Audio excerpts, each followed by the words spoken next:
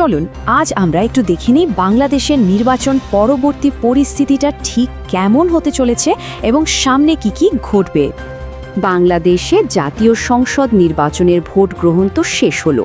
এখন সবার মনে একটাই প্রশ্ন, এরপর কি?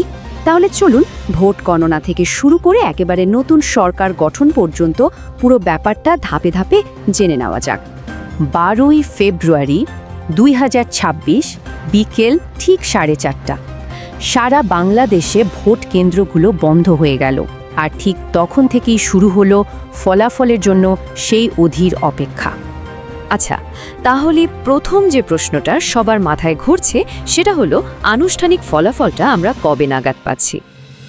দেখুন, নির্বাচন কমিশন একটা লক্ষ্য ঠিক করেছে যে শুক্রবার মানে 13ই ফেব্রুয়ারির মধ্যেই আনুষ্ঠানিক ফলাফল ঘোষণা করা হবে। টার্গেট হলো সকাল 10টার মধ্যে যেন ভোট গণনা শেষ হয়ে যায়, যাতে করে বেশিরভাগ আসনের চিত্রটা পরিষ্কার হয়ে যায়। কিন্তু একটা প্রশ্ন আসতেই পারে, ভোট তো শেষ, তাহলে ফলাফলের জন্য এত অপেক্ষা কেন?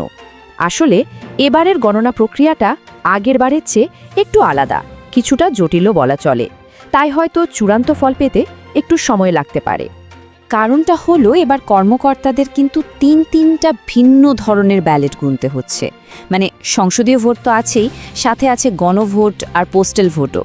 তো এই সবগুলো ফলাফল একসাথে করে যাচাই বাছাই করতে স্বাভাবিকভাবেই একটু বেশি সময় লাগবে, তাই না? আচ্ছা, আনুষ্ঠানিক গণনা তো চলছেই, এর ফাঁকে চলুন আমরা একটু ভোটের প্রাথমিক প্রবণতা আর ভোটার উপস্থিতির হারটা দেখে নিই।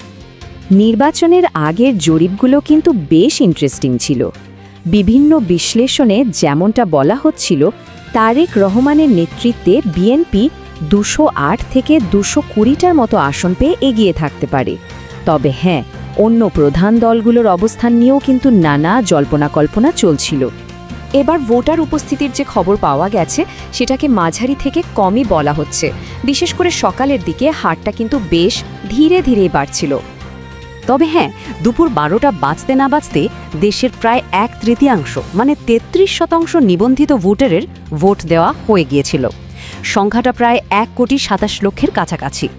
ফলাফলটা একবার আনুষ্ঠানিক হয়ে গেলেই শুরু হয়ে যাবে সরকার গঠনের সাংবিধানিক প্রক্রিয়া। এই পুরো ব্যাপারটা শেষ হতে সাধারণত 3 থেকে 7 দিনের মতো সময় লাগে। এই প্রক্রিয়াটার কিন্তু কয়েকটা একদম নির্দিষ্ট ধাপ আছে। প্রথমে কি হবে? নবনির্বাচিত সংসদ সদস্যরা শপথ নেবেন। তারপর যে দল সংখ্যাগরিষ্ঠতা পেয়েছে তারা তাদের সংসদীয় নেতা নির্বাচন করবে।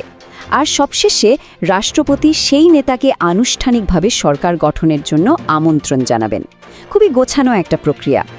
এখানে সবচেয়ে গুরুত্বপূর্ণ পয়েন্টটা হলো, যে ব্যক্তি সংখ্যাগরিষ্ঠ দলের নেতা নির্বাচিত হবেন সাংবিধানিকভাবে তিনিই কিন্তু দেশের পরবর্তী প্রধানমন্ত্রী হিসেবে দায়িত্ব নেবেন।